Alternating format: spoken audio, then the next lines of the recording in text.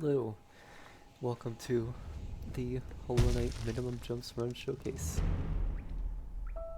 Um, if you didn't see it, about 8 days ago, someone by the name of Kacero, I don't know how to pronounce it, but they released a video about the minimum amount of jumps required to beat Hollow Knight.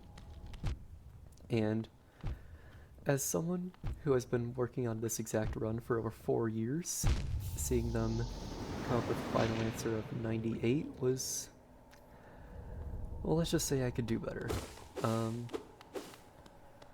So, starting off in King's Pass, there are 2 ways to make it across this first gap, the first of which is a shade skip, which is what we're doing right now. Get a little damage boost across, and boom, no jumps required. You'll notice in the upper left that I put a text box over the geo counter, and that's because this run was stitched together through probably a few hundred, or over 100 clips. So, needless to say, yeah, the geo counter was going to be wrong at some points.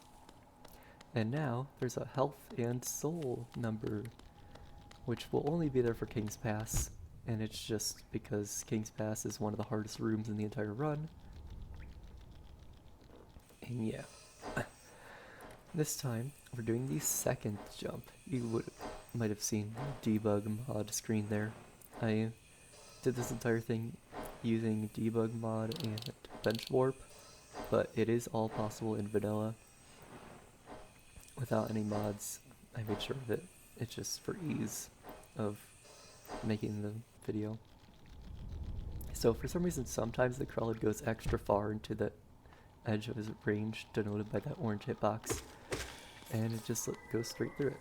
So, sure, I guess, I don't know. So now we can use the shade that we set up there to get up to this platform in only 1 jump, and then do a second jump to get past these stalactites. Beautiful stuff here. This jump right here, I don't like having to jump twice there once to get the Vengefly's attention and the second time to actually pogo it. But as far as I could tell, it's not possible to do it in 1, but if somebody can figure out how to do it in 1, then feel free to correct me. What else did I want to mention? Right here. So, if you've seen the any percent tasks or any King's Pass tasks, you would see that there's a strat to skip the collapsing floor there, and it only takes 2 jumps, which is a lot better than the 4 that we're about to do right here. And the reason I didn't do that is because I couldn't pull it off. Even with the debug mod frame by frame, because I don't think debug mod frame by frame is the same as task frame by frame. So even with that, I wasn't able to get it, so it is possible, and it saves 2 jumps, but without without doing this with task tools, I could only do it with this strat. So when I refer to the jump count, I'm gonna pretend like I did do that strat. So King's Pass takes a total of 11 jumps. In the original version of this run that I came up with, I jumped 123 times, 18 of which were in King's Pass. So 123 might not sound impressive. It's like, wow, 123 and you think you could do better than 98? Wow. But don't worry, it gets better. I've improved since then. Yeah, Dirtmouth is pretty easy. We turned back around there for Fury of the Fallen. We'd never actually equip it, but we need the charms later on because I wanted to prepare a bit and get some charm pouches from Celebra and make the boss fights easier. It was probably a bit overkill how much preparation I did for the boss fights. One day I plan on making a task for this, like actually getting task tools, figuring out how to task something, and making a task, that way it's not a 2-hour long, stitched together poorly video with some voiceover. But yeah, if you notice, I forgot to get rid of the geo overlay when talking to Elderbug, because of course you gotta talk to Elderbug, that's just required. But yeah. Here, we can do a shade skip to get across this gap. Yay!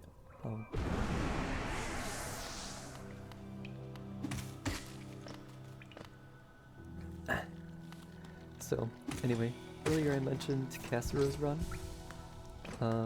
If you haven't seen that, I highly recommend it. It's a very well-made video, despite him jumping, or I don't know, despite them jumping a lot more than required.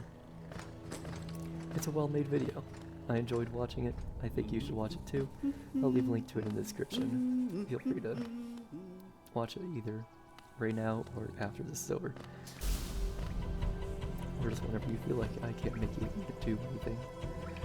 So now we're on the Aspid Arena. We just took our first jump of Forgotten Crossroads to get into the arena proper. This Aspid, they can be lured down because they like to stay a certain distance away from each of you. So if you walk away from them out of that distance, then they'll fly toward you. And if you're below them, which you almost always are because they're a flying enemy, then they'll fly down closer to you. And it gets in range for an upswing. Yippee.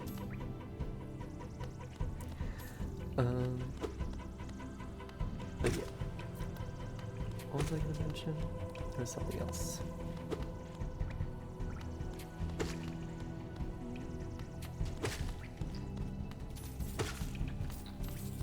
I don't know. If I think of it, I'll say something, but for now I'm just gonna shut up. Actually, I lied. This is the Gome room. I like this room. I call it Triple Gome Pogo because I pogo 3 gomes 3 times. Triple Gome Pogo. It makes sense to me.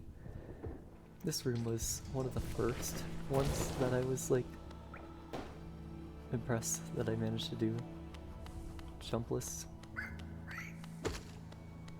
Some of the other rooms, it's like, wow, okay, simple strategy.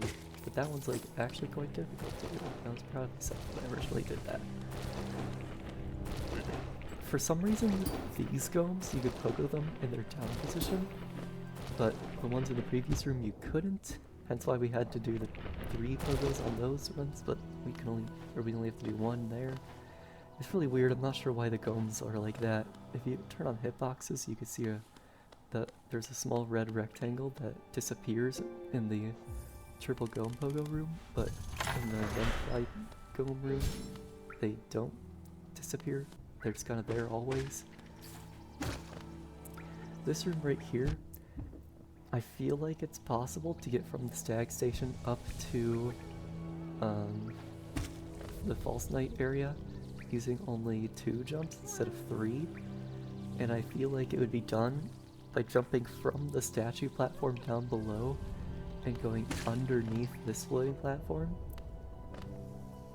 But I wanted to get this video out like as soon as possible, so I didn't manage to get it done. But when I make the tasks, I will definitely look into it further to potentially get the jump count down by 1, which is, that's always the goal, right? Decrease the jump count. Here. Pretty basic, you just kind of have to get a little bit lucky against the Husk Guard. And we want to keep the jumping or the leaping husk alive, so we can use it for a damage boost. And the reason the leaping husk is the best for this is just because you can run under it while it's jumping, so that way you don't have to damage boost through it. Here, there's quite a bit of jumps to get up to the arena, but we can pogo these 3 objects in succession. And then sit here for an eternity while this husk bully walks over, because his dash is short enough to land on our same platform, and then we can pogo him back up. Yay. We just gotta take out this guy, and on to False Knight. There's no reason for us to actually beat False Knight, so if you somehow don't know about the False Knight skip, then prepare to be amazed. But for most people, it's pretty standard at this point. So, just getting down 1 phase. wall breaks. You could pop it open. Eat. There was no way to get that geo chest anyway without jumping, so we're not losing anything. Here is the only other task strat of the run. That is a nail turnaround. It's pretty reasonable to assume that given enough tries, a human could do a nail turnaround, especially since it's just one. But I had to do 50% speed because I suck. So that was the second and only other task strat in the entire room. Everything else I did in full speed while I was recording these clips. So, quick overview of Forgotten Crossroads. We jumped 20 times, which is 7 less jumps than my original version of the run, which jumped 27 times, which I think pretty neat considering we don't have any upgrades. And now we're in Ancestral Mound. And we'll start off as all good rooms do, with a shade skip. Because shade is overpowered. You can put an enemy anywhere you can die. You can slap an enemy down right there, and you just get additional pogo targets and damage boosting potential, and it's just good. Very useful stuff. It's like the 4th shade skip of the run already, which is kind of insane. And in case you're wondering about the Forgotten Crossroads tag, no, the shade skip doesn't help there. And right there, we had to do a fireball to knock out that plank of wood, because if you do an upswing, if you hit a ceiling with an upswing, it'll instantly end your vertical speed. So it would just cut our jump short, and if you tried to do a horizontal slash, then the cooldown between nail swings would have been too much, and you wouldn't be able to pogo the Vengefly and get enough height to get up, or the shade rather. Here, just gotta make sure you don't upswing the boulder into the spikes, because you needed the damage boost up here. And now, the reason we have so much health and soul and we've been conserving it is for here. Yeah, there's just barely enough height off a damage boost to get up there, and doing some fireball stalls, you can get up there.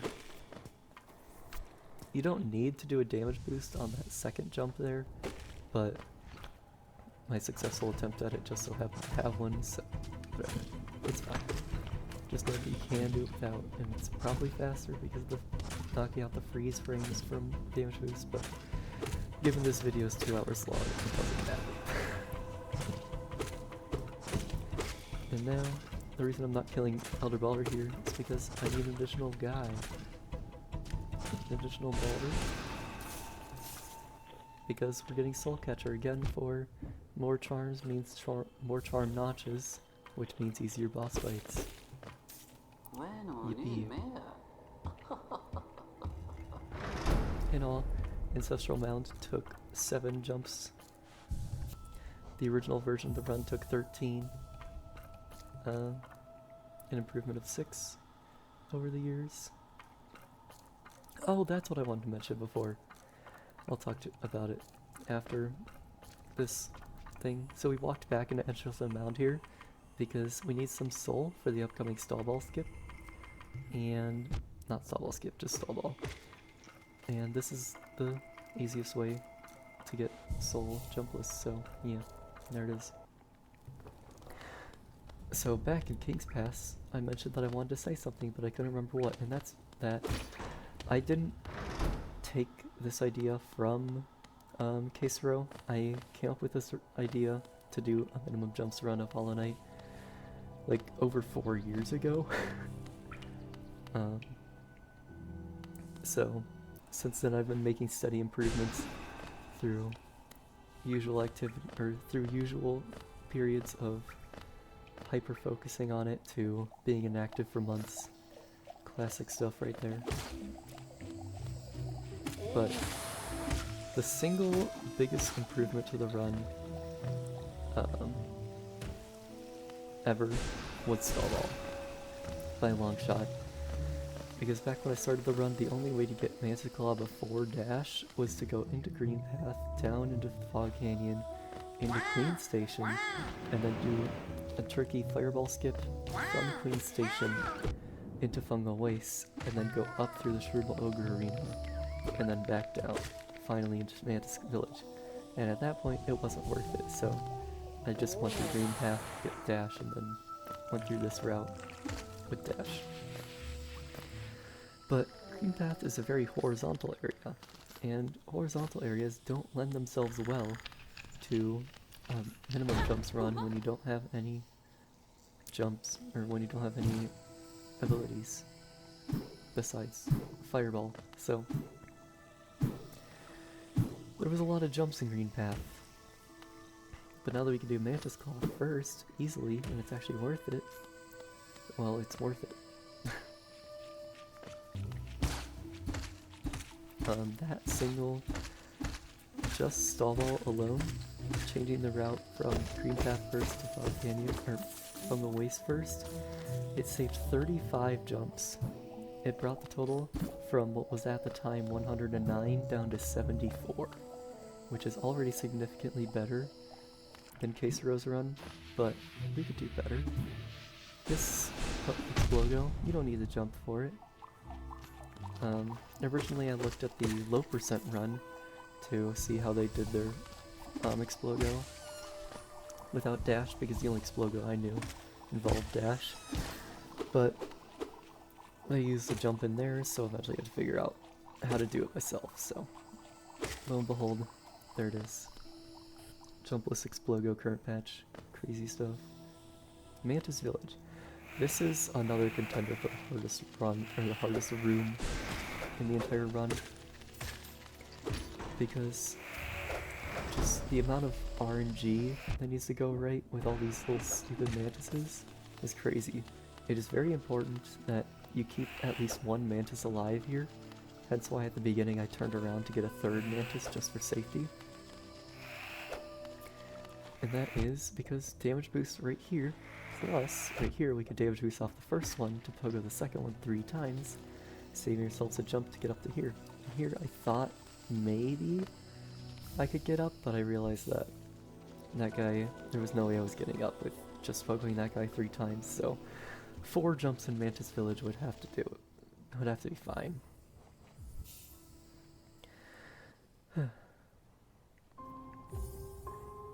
So, now that we have Mantis Claw, we are moving on to Green Path.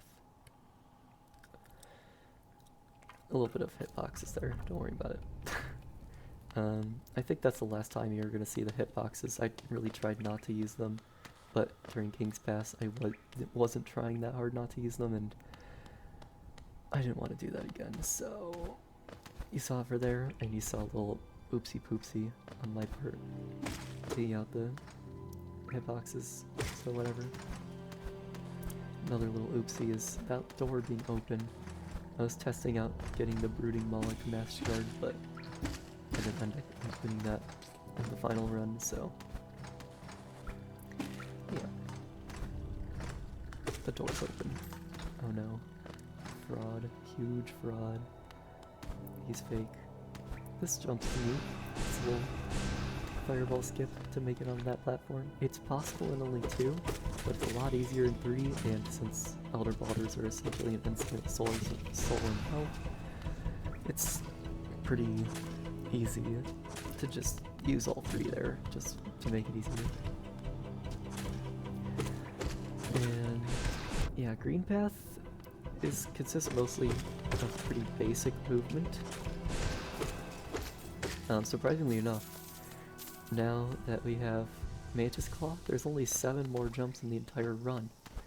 And if you've been counting thus far, that brings it to a total of 51 jumps, which is really not a lot, if you ask me. It's so close to 50, which is why I either really wanted to get either that one in Forgotten Crossroads stag, or to get that second jump in the Vengefly aggro and King's Pass out, but I wanted to get this video out to be able to to have it proper timing with Kacero's run.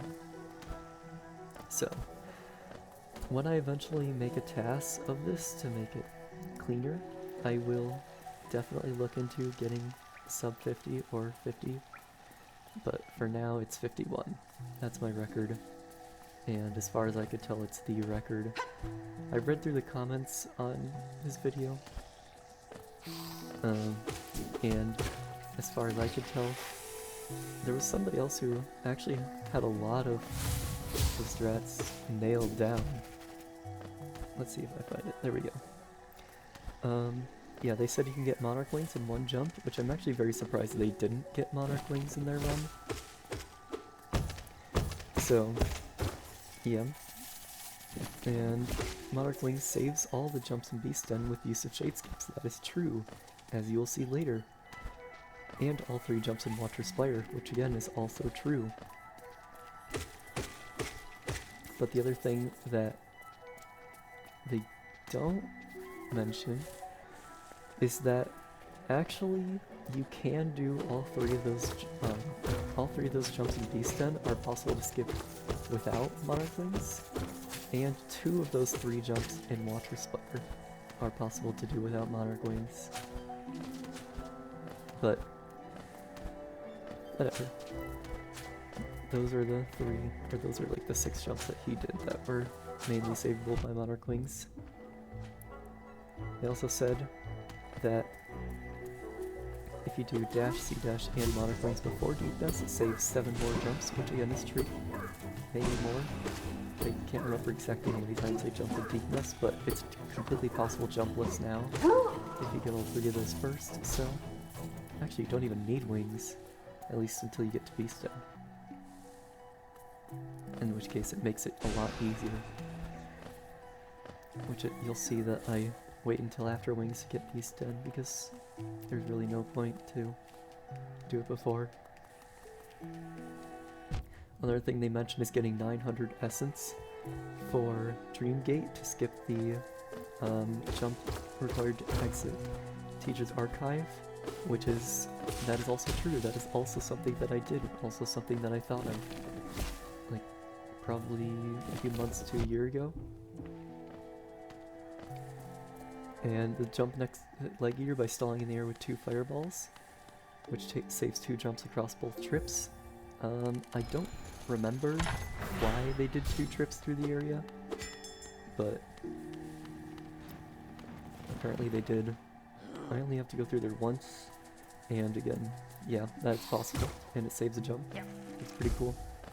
You'll notice here that instead of going up through Hornet, and yeah.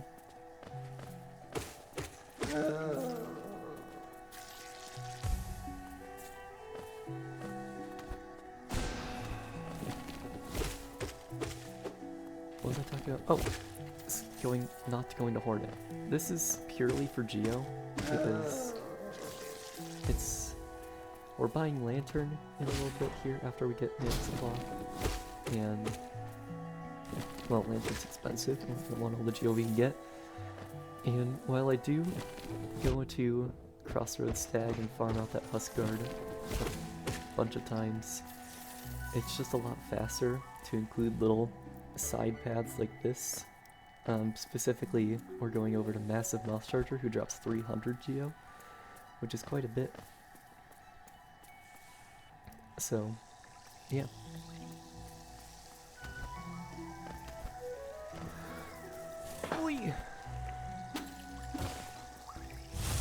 So, I'm gonna finish off this guy's comment. They say that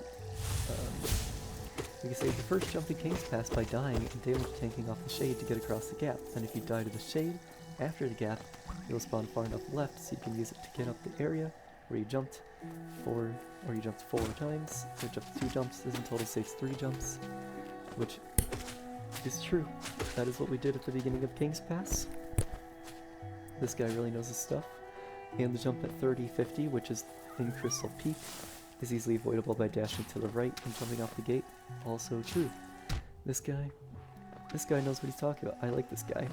So, shout out to, I don't know how to pronounce it, but I'll put his name on screen and butcher the name right now. Aviv Savinik. set 2497. Good job. You saved like almost 20 jumps off this run. Bring it down to 79, which is pretty good. 79 is a respectable amount.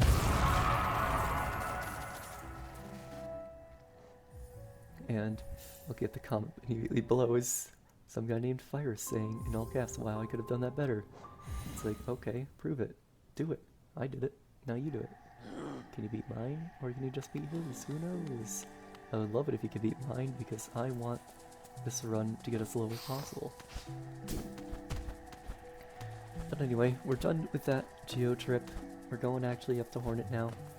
And we're about to encounter 2 of the 7 jumps that I mentioned before. Bam! Jump right there. It's just so unfortunate that you can't do that.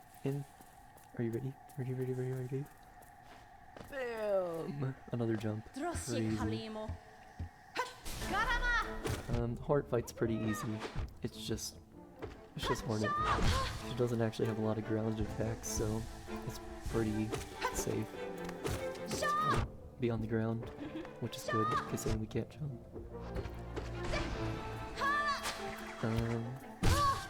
After the Hornet fight, we're gonna do another little detour for Geo instead of saying quit immediately. And then we're gonna get off to do more stuff. So for now, I'm just gonna shut up and let it play out and enjoy me not talking.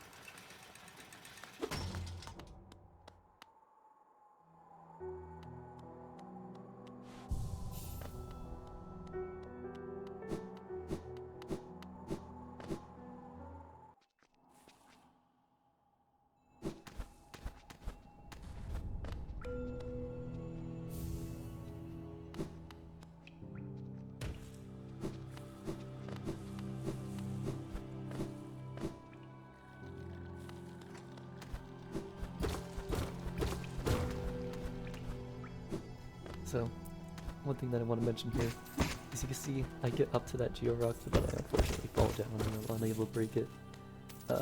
That doesn't matter in the grand scheme of things. It only gives me 15 Geo, and that wouldn't even save 1 Huskguard cycle, so it doesn't actually save any time to be missing that Geo Rock.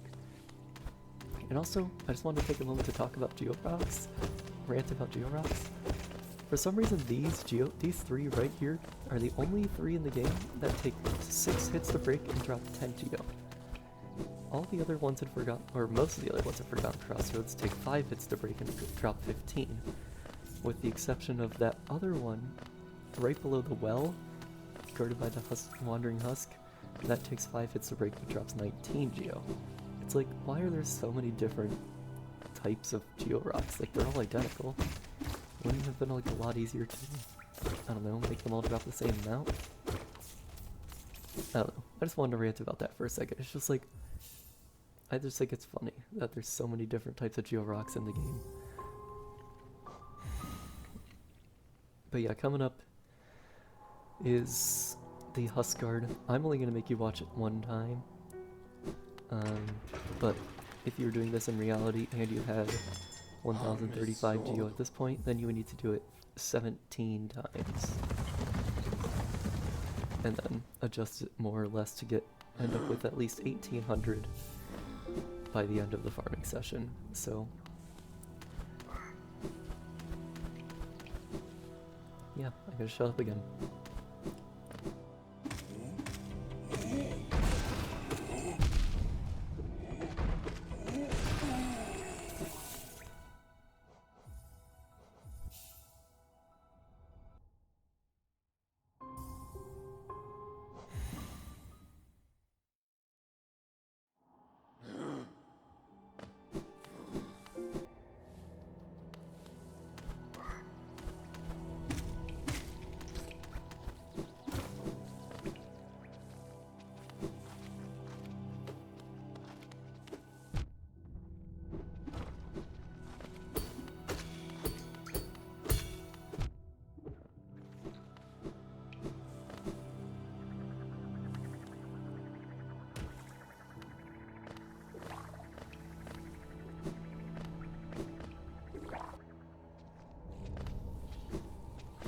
If you're wondering where we get the 50 Geo for the toll to get into Crystal Peak, it's right here. Crest Mother drops 50 Geo, nice and even, exactly the amount required for the toll.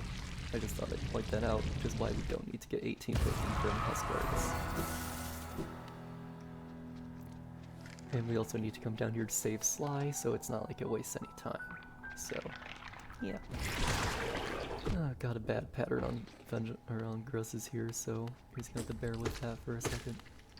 And I'm gonna come back when I have something to say.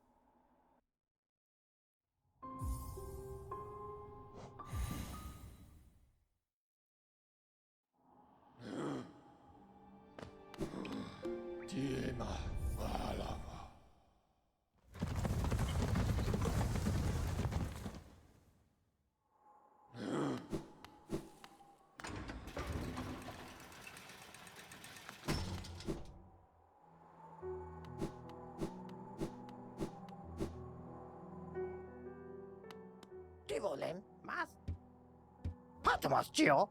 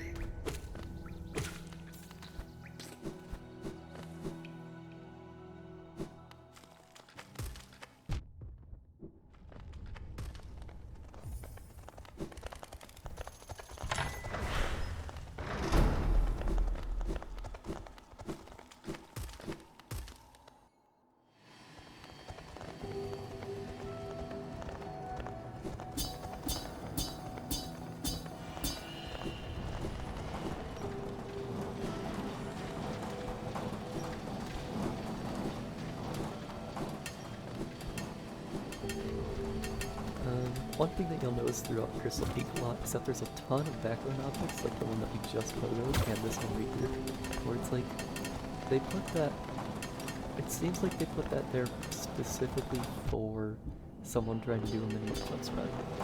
Like, if those weren't there, those would have both required jumps.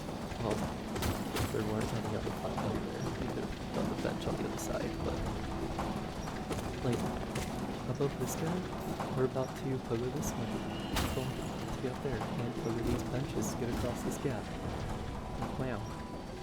If those weren't there, that wouldn't be possible. If even one of those wasn't there, it wouldn't be possible. But it's like, sometimes it just feels so intentional by the developers. Sometimes I wonder if they thought about this when they originally made the game.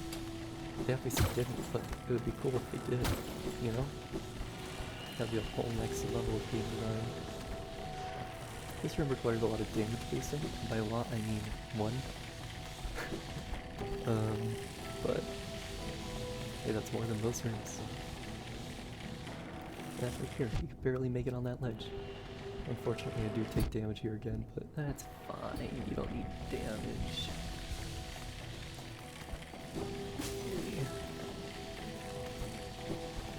We're getting Shopkeeper's Key here, and that is because later I wanted to prepare, so I bought the third mask shard from Sly to get myself an extra mask. That's like, looking back on it, after doing all the boss fights in the run, getting a sixth mask was very unnecessary. I could have cut all that out very easily and it would have been not even that much harder, but like, whatever, what's done is done. When I eventually make the task, I won't get the sixth mask. I'll probably still get at least one additional charm notch, maybe two. And I'll probably still get mail upgrades. That's plural, because since we're getting Dream Gate, you get a Pale Ore at 300 essence, so like, since we need 900 anyway, why not just use the 300 essence reward and get Pale Ore to make the bonus fights easier? So, I think that's worth it. And now that I'm yapping, we're almost at one of my favorite things here. My favorite parts of the run is this little skip here. This is the only other time I had to use 50% speed. I have done this at 100% speed before, but that was back on my Switch and I wasn't recording. I was just testing if it was possible, and it was. And lo and behold, yippee, jumpless that room. Crazy stuff. But yeah, that one's really tricky. If you just want to do some really hard skips from the run, you don't want to play the entire thing, that one's definitely recommended. Well, as long as you have save states. If you don't have save states, that one kind of sucks. Because there's not a really easy way to get soul. Bonk. Took a little bit of damage there. It's fine. We'll be fine. Alright, I'm gonna stop talking again.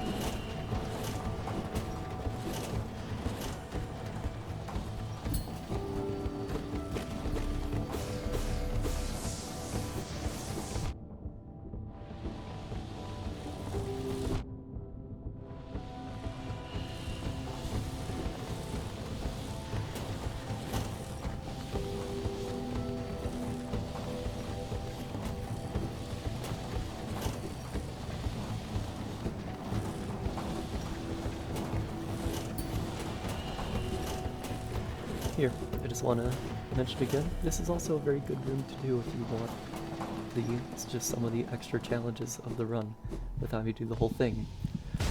And you may have noticed that I didn't do wall cling storage on that conveyor to get over to Crystal Heart. If you've seen, I think the one that originally had it was Constructive Criticism's task, or Cynicism? Constructive Cynicism, that's his name. that person's task. They did a wall cleaning storage to get from the conveyor over to Crystal Dash faster, and it just so happens to also not have any jumps. Unfortunately, that run was done in version 1.2.2.1, and this run is done on one of the most current versions, so that we can do stall ball. And since then they have nerfed wall cleaning storage to be significantly worse, so it's no longer possible. But if somebody could figure out a way to get what's it called? To get into fungal waste without doing a stall ball while using that same route, and yeah, that could potentially be another jump save, because then we would be able to play on 1.2.2.1, and yeah, then we'd be able to do wall cleaning storage there. So we're taking this route through over to resting grounds, so that way we can get Dream Nail with just one jump, and that's gonna be in the next room with the shrine. Crazy stuff.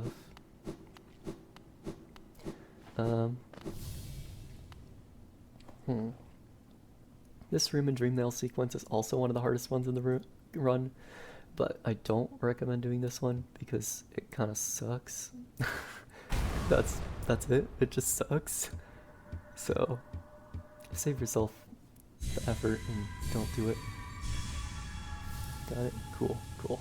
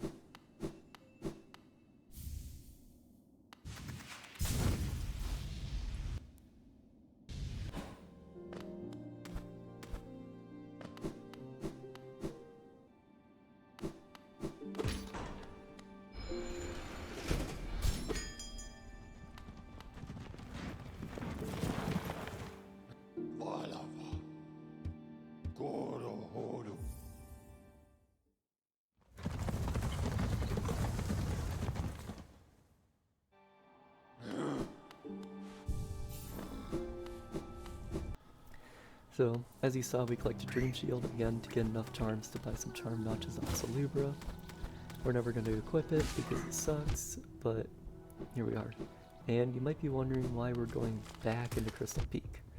And that is because, since we need Dream Gate, we need some essence. And the easiest way to get essence is through bosses.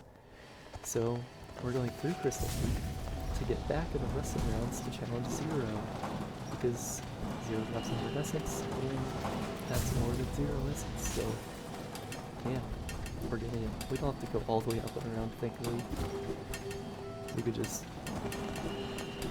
take a little shortcut, because we don't need to take it all the way to the top. We need stuff.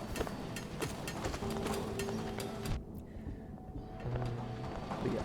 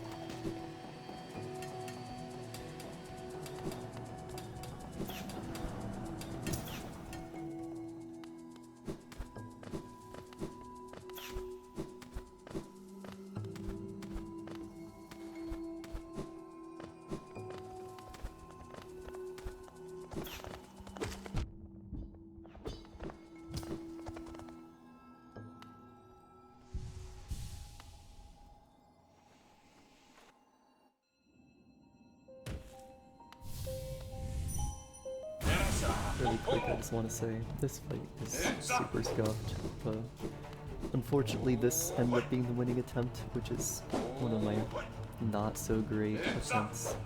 Ended up winning somehow. So it's just gonna take a while, so bear with me.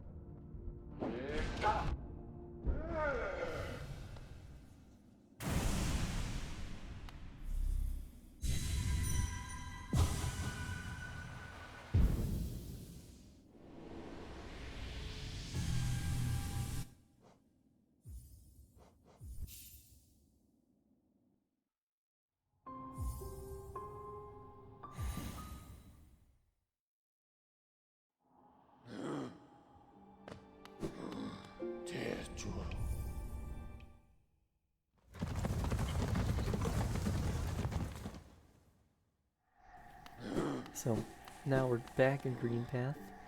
This is to get a bunch of relics and also to get no eyes because I want to save time by doing city all in one trip.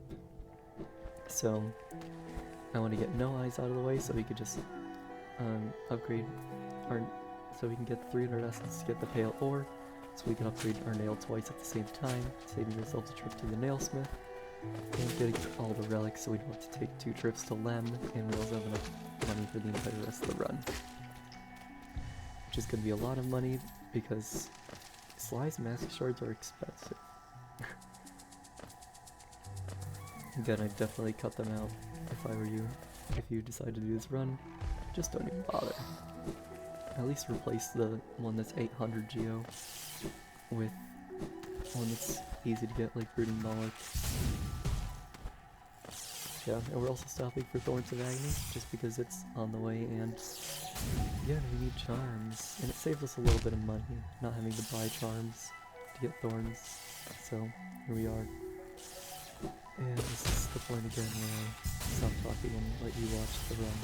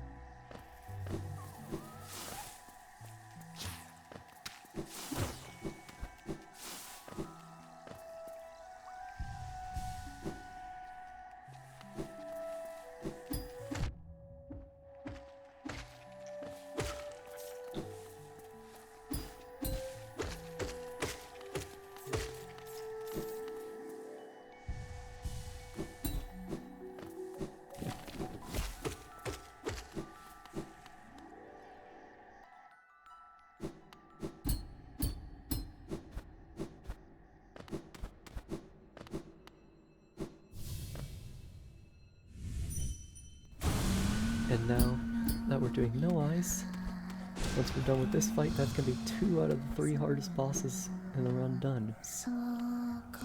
The only other one being Watcher Knights. And that is thanks in part to over preparation, but also because the other way that we're gonna get a lot of essence through Lost Kin.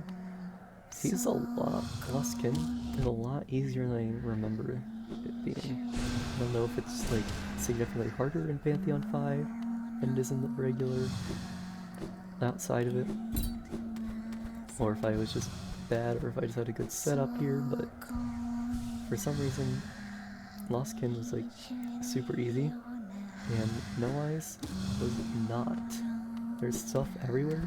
I would have much preferred to do this run, or to do this boss after I got wings, but it's a whole lot faster to do it right now. So, yeah, here we are.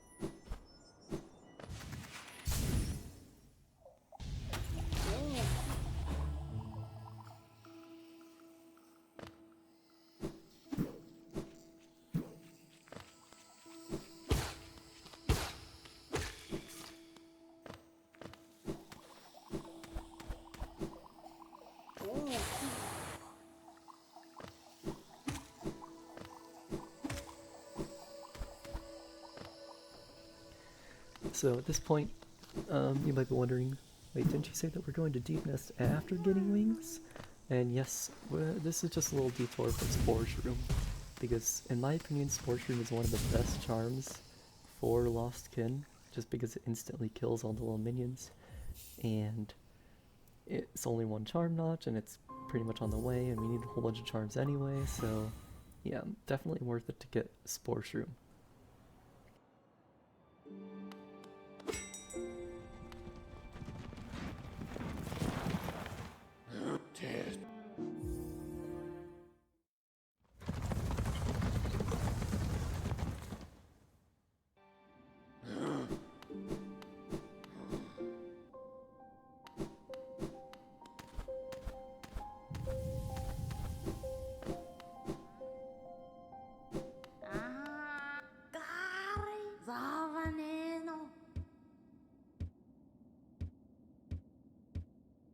Kilisakan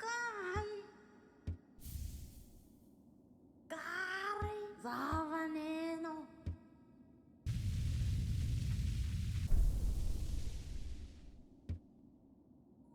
Guna Pane Babu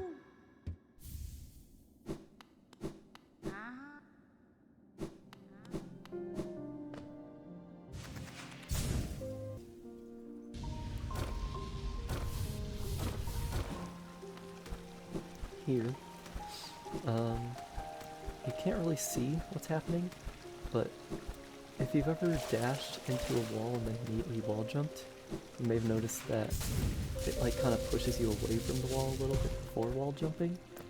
It doesn't give you as much height as a wall jump, but it makes you go out further, and we can use that to be able to get around the weird geometry of that underneath the waterfall cliff face, to be able to go out and get that King's Idol, which is a lot of money that we don't have to farm for now. Yippee.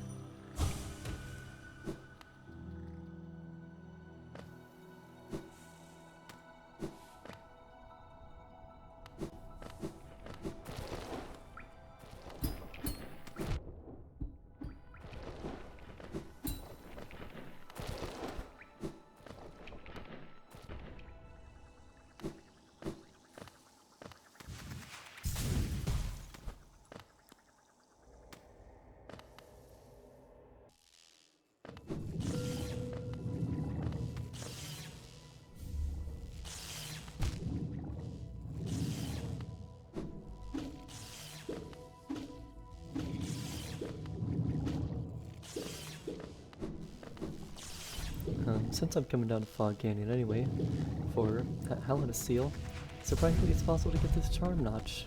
So, there as well. While we're here. Knock out 2 birds with 1 stone. That was not exactly the smartest thing, but, you know,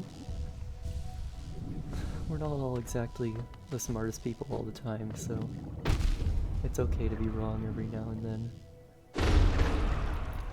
Yeah. Anyway, got the charm notch. Or, how I got the charm notch. Alright. I'm gonna stop again.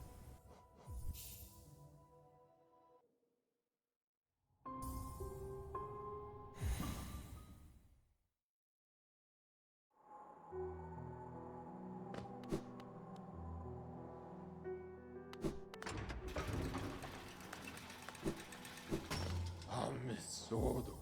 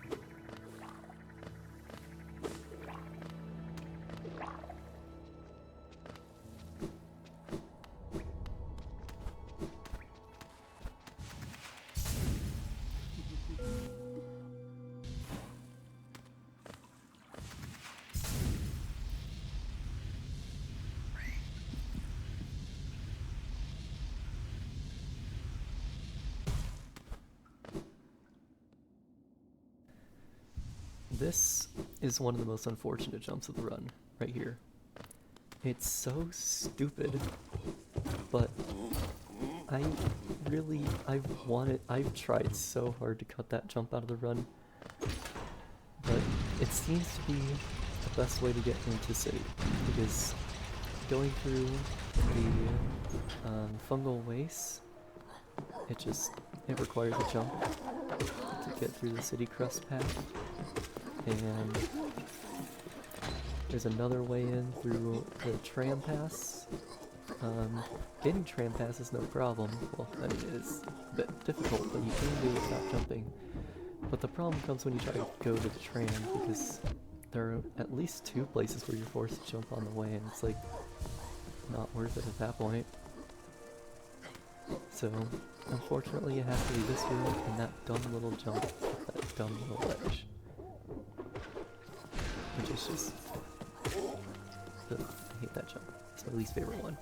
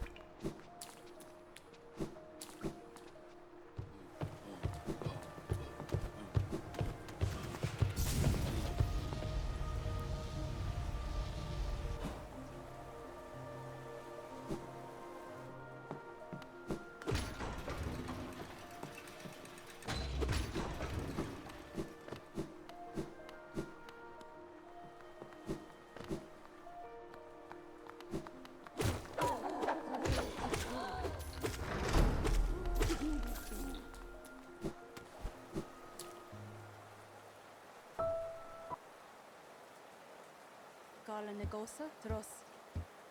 Hakana sagamos.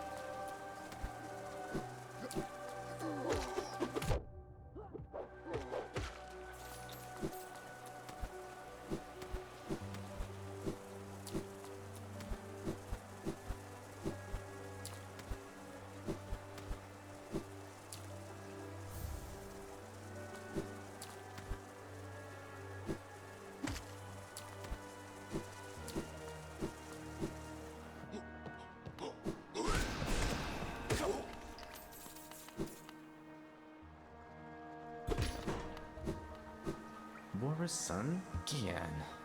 Velmi Artrid. Kacero, Liasokin. Velmi Artrid.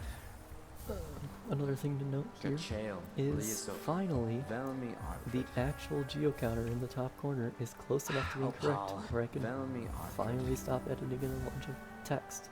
Boris' son? Gian. Velmi If Artrid. you actually did the math, you would see that Boris' son?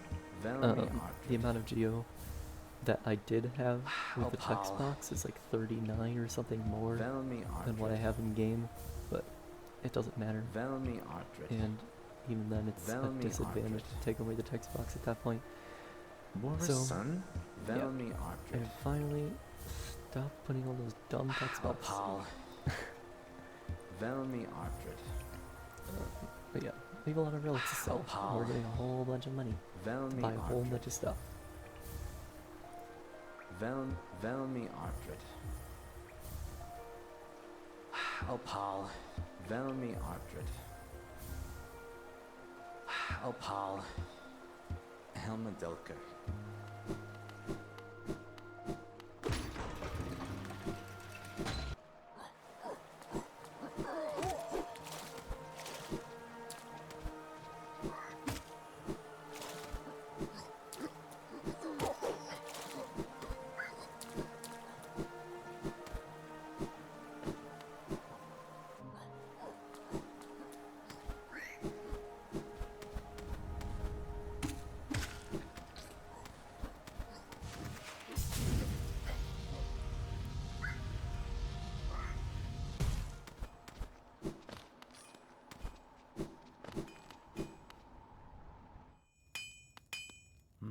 Then Ranjo Stenja.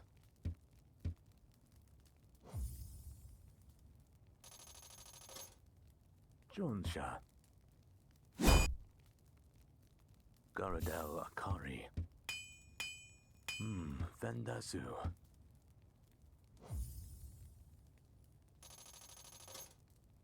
Jonsha. Garadel Akari.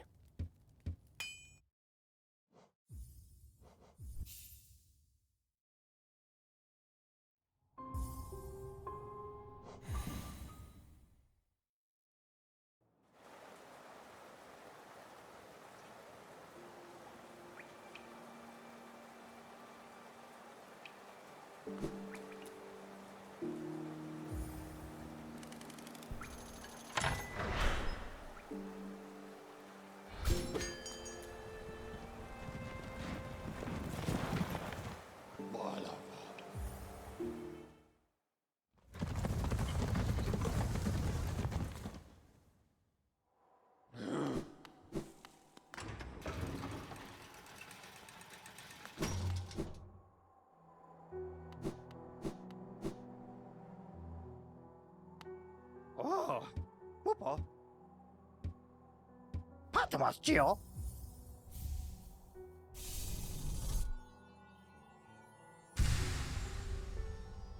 Patmas, Gio.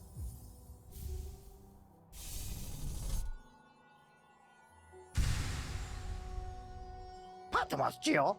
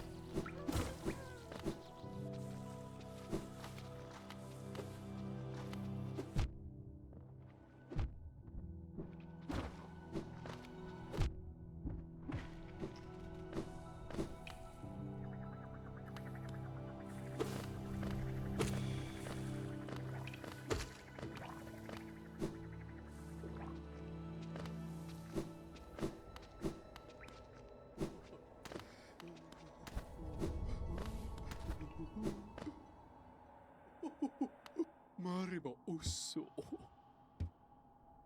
Oh.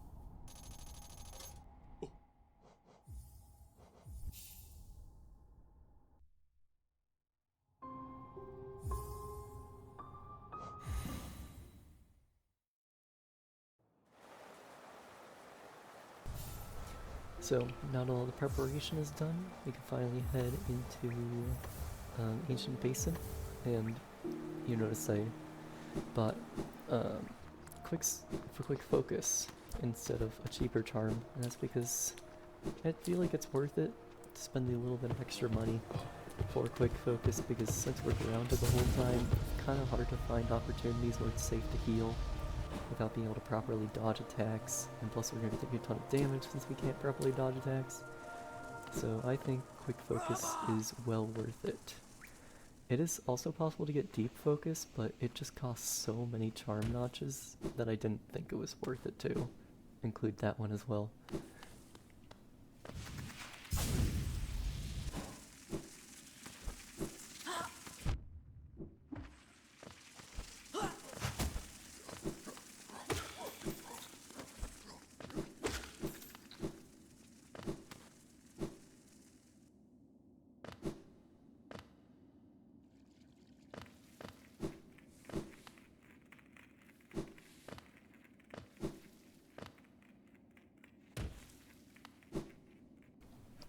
One thing that's worth noting here is that that jump required to get wings, it's technically not required to do that particular jump in order to still end up with a 51 jump count, because I tested it and apparently Monarch Wings only is required for 1 point, meaning that you can either get Monarch Wings or jump at that other point, but it's a lot easier to do the run with Monarch Wings, and probably a lot faster too, so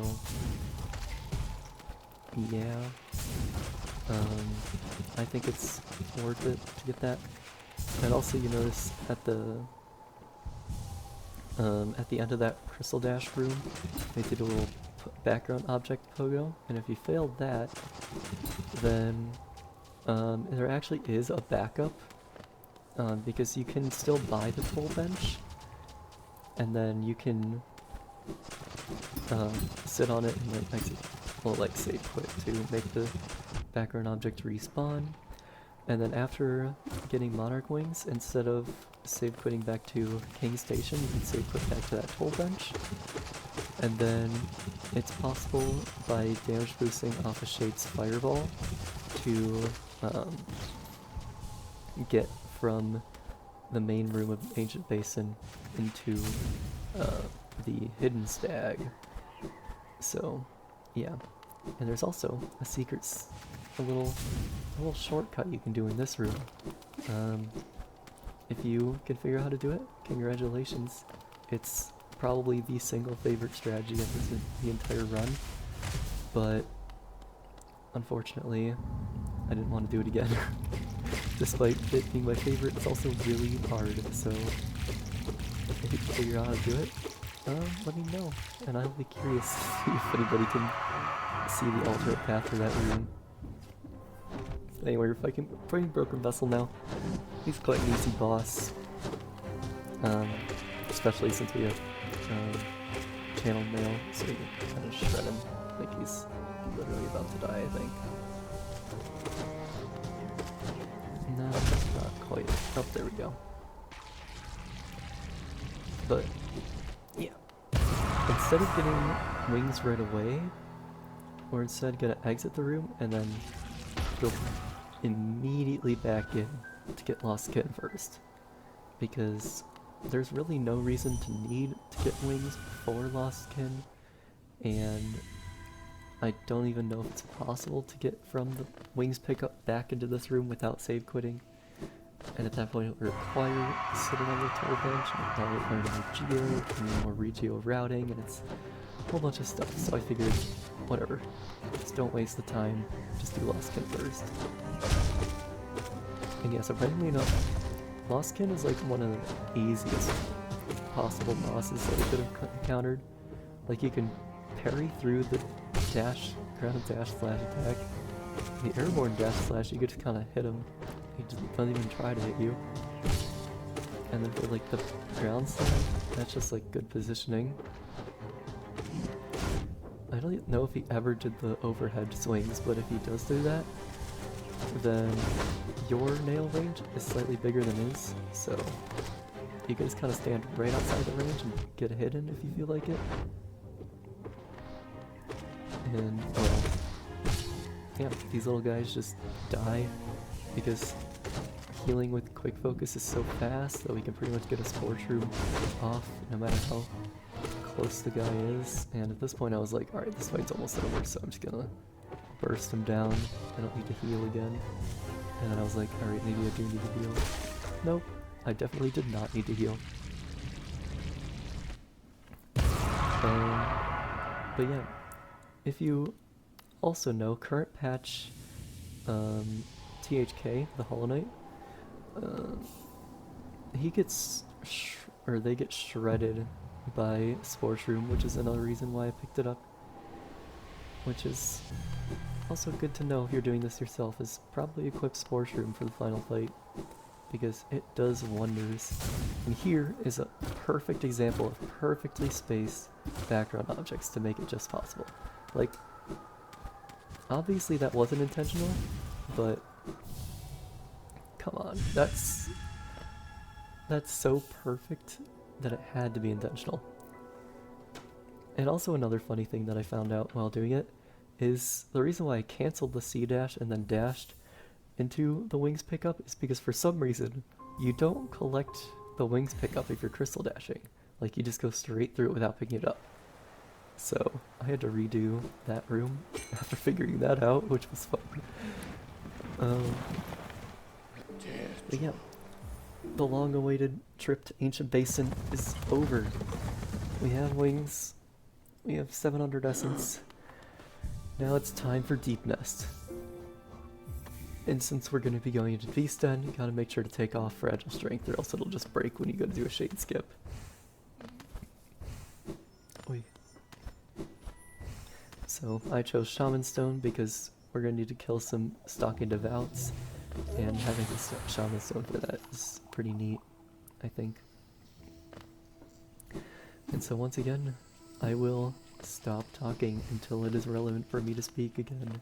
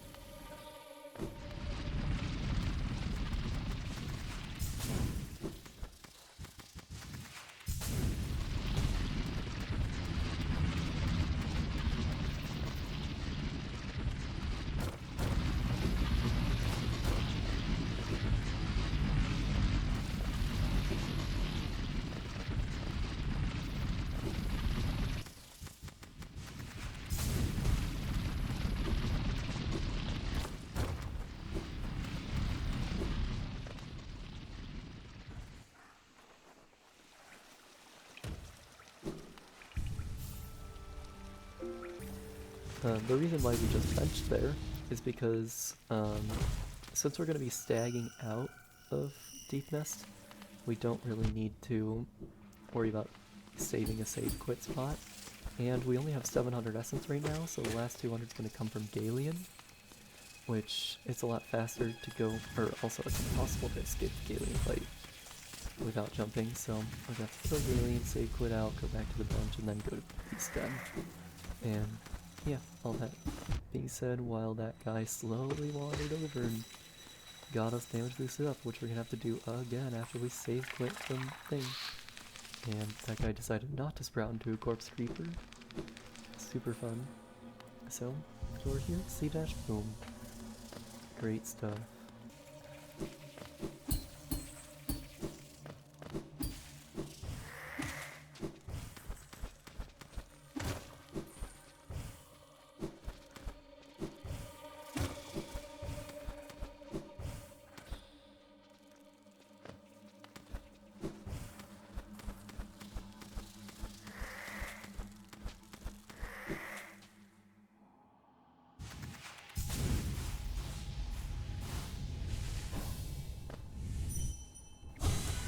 Galen is also a really good choice for a boss to fight during this run, because you can just kind of do this.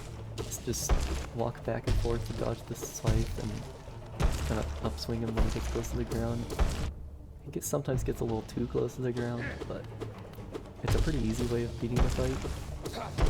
And yeah, because you can just walk back and forth and dodge things. There's no like ground attacks you need to worry about. It's just the scythe bouncing.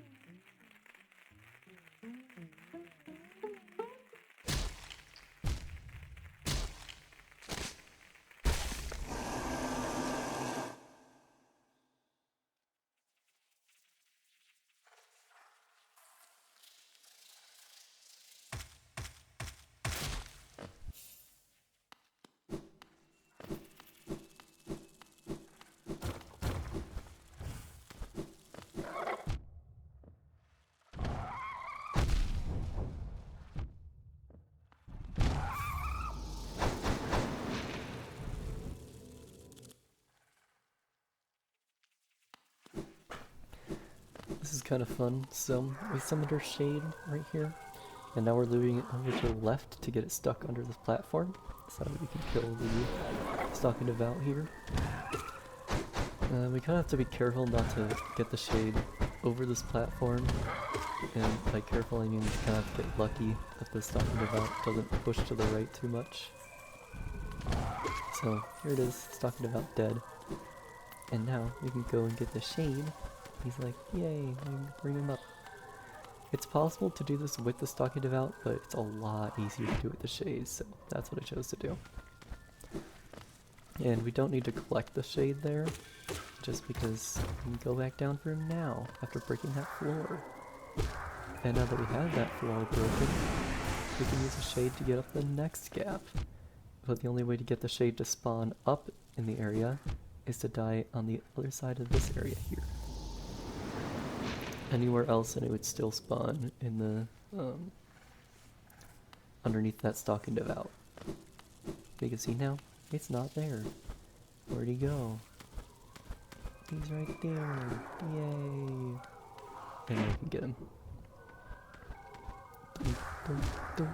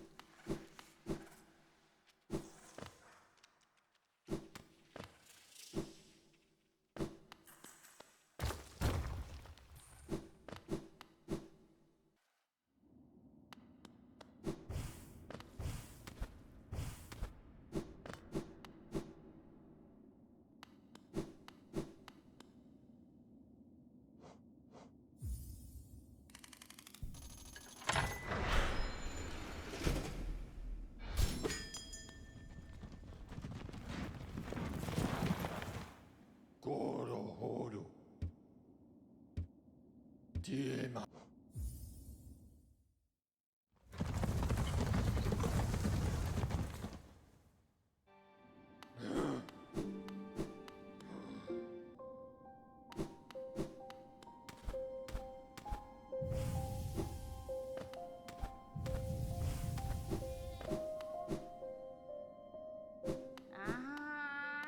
Kuri, kuri, amo, kile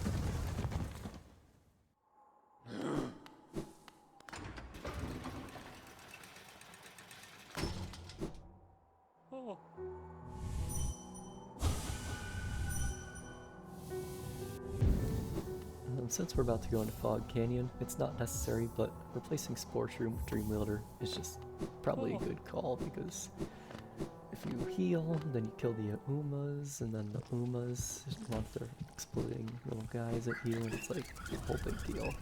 And you just don't have to deal with if you replace it with Dream Wielder. At this, like, ever since anywhere, you can pretty much just use whatever charms you want. These are just the charm builds that I recommend for each section. Just look at what I use, and that's what I recommend for each section.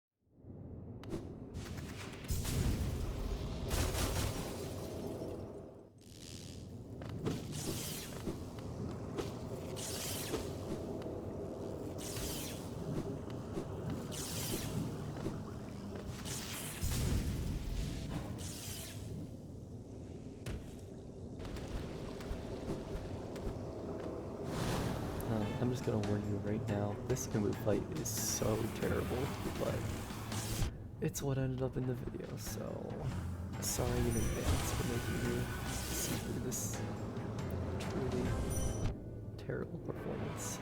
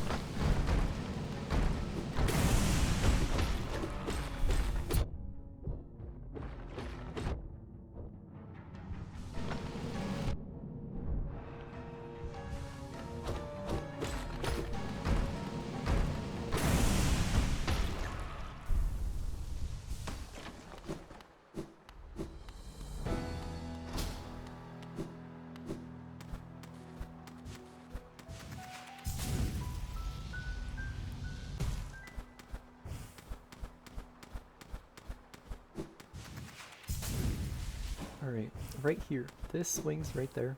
The one that I just did to get into that room transition. That is the one required wings. Every other time I used wings in this run could be skipped. But that one right there, not skippable. Now things are certainly harder without wings. There are way more complicated strategies. And you wouldn't be able to use the chandelier to kill off the Watcher Knight, so you'd have to do all 6, but that one is the only time where it's explicitly required to have wings, which means that there is both a winged and a wingless route for beating Hollow Knight in 51 jumps, which I think is pretty neat.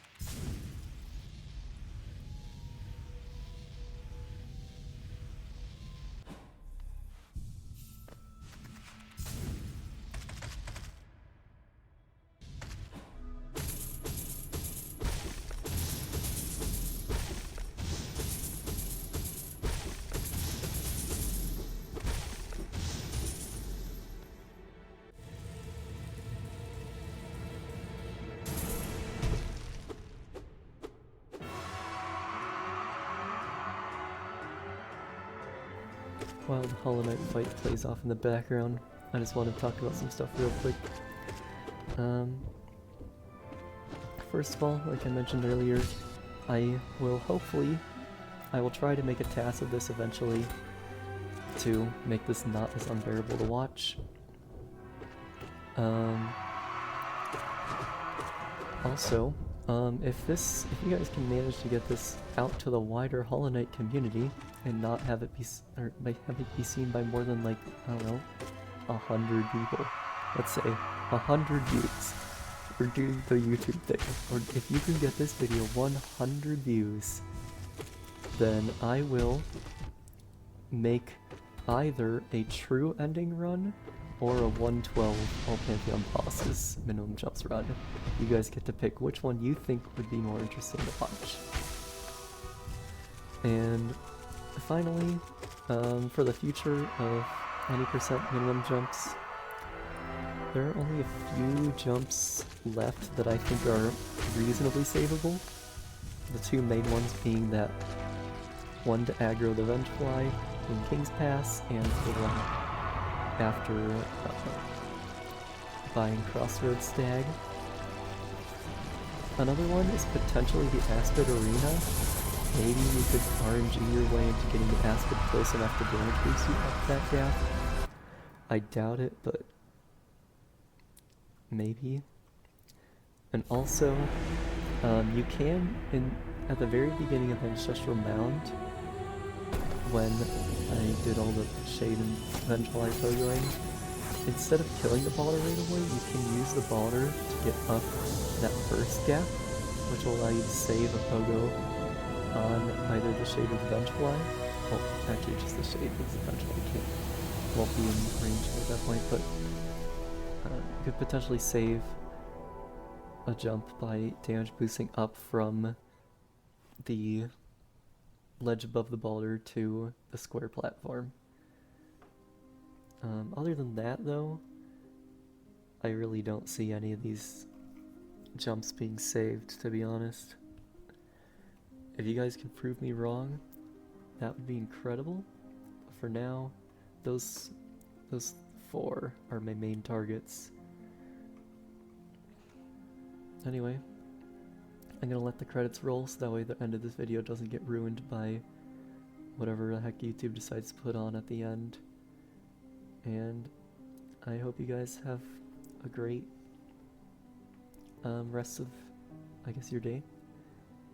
And I will be back eventually, maybe, with the TAS and potentially the True Ending and 112 run, if you guys want to see it. So yeah, goodbye.